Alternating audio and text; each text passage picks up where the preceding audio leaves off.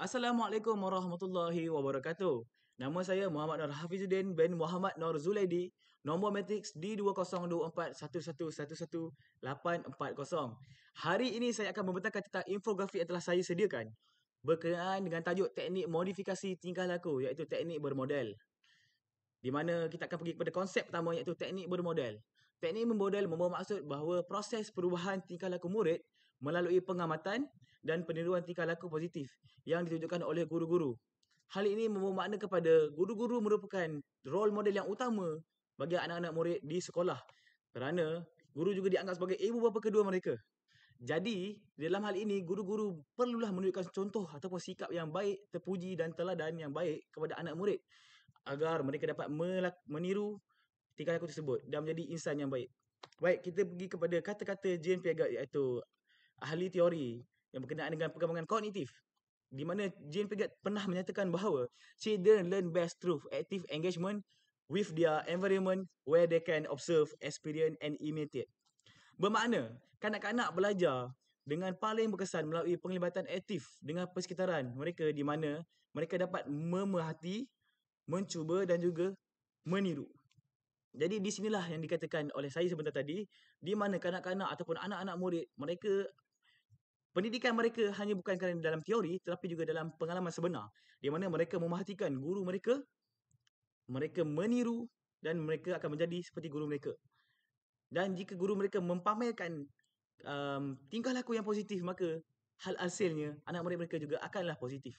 Jadi dalam teknik bermodel ada 3 tahap.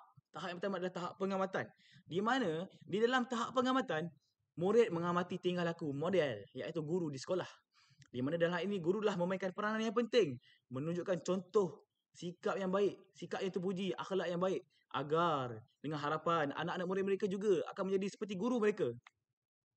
Okey, seterusnya tahap yang kedua adalah tahap peniruan, di mana murid meniru tingkah laku positif yang dilihat dari guru tadi. Ini juga merupakan part yang paling penting ataupun bahagian yang paling penting, di mana guru-guru menunjukkan salah satu contoh yang baik, cara mereka bercakap, cara mereka makan, cara mereka berjalan dan cara mereka berkomunikasi dengan individu lain diperhatikan oleh murid-murid, dan murid-murid juga akan meniru ini dan mereka juga akan berkomunikasi dengan rakan-rakan mereka. Jika kata-kata yang dilontarkan oleh guru tersebut baik, maka alhasilnya murid juga akan menjadi orang yang baik tutur kata. Jika guru-guru tersebut mempamerkan aksi-aksi yang sopan, mempamerkan orang kata nilai murni, maka secara tidak langsung murid-murid tersebut juga akan menjadi insan yang berakhlak mulia. Bagaimana guru tersebut mengajar, begitu jugalah murid. Dan tahap yang ketiga adalah penguatan, di mana murid-murid diberikan ganjaran atau pujian agar tingkah laku positif itu dapat dikekalkan. Dan ini adalah harapan guru-guru, di mana apabila murid tersebut menunjukkan perubahan yang ketara dari segi tingkah laku yang positif, jadi guru-guru tersebut perlulah cakna dan kenal dengan murid-murid mereka. Dan apabila guru sedar akan perkara tersebut, iaitu perubahan yang positif yang saya maksudkan tadi, guru-guru perlulah memberi ganjaran ataupun pujian daripada segi kata-kata. Kenapa? Hal ini kerana akan memotivasikan murid-murid tersebut.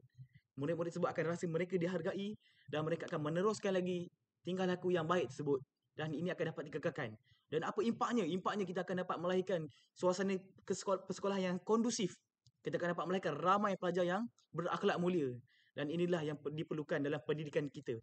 Kemudian kita pergi kepada kepentingan teknik bermodel, di mana teknik bermodel ini dapat membentuk karakter murid yang positif, di mana itulah harapan guru-guru sebut, harapan semua guru-guru di Malaysia, di sekolah Malaysia, di mana kita ingin membentuk murid yang positif, yang baik akhlaknya, yang baik budi pekertinya.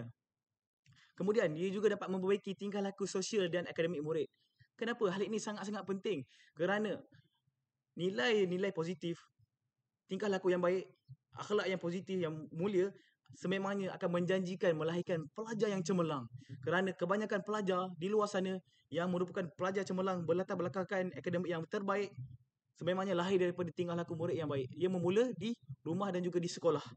Jadi di sinilah guru merupakan role model yang utama untuk menunjukkan contoh yang terbaik agar kita dapat melahirkan lebih ramai lagi pelajar yang berkaliber, berpengetahuan luas dan juga tingkah laku yang baik, supaya orang kata falsafah pendidikan bahasa itu dapat dicapai untuk melahirkan dan memperkembangkan potensi individu secara menyeluruh.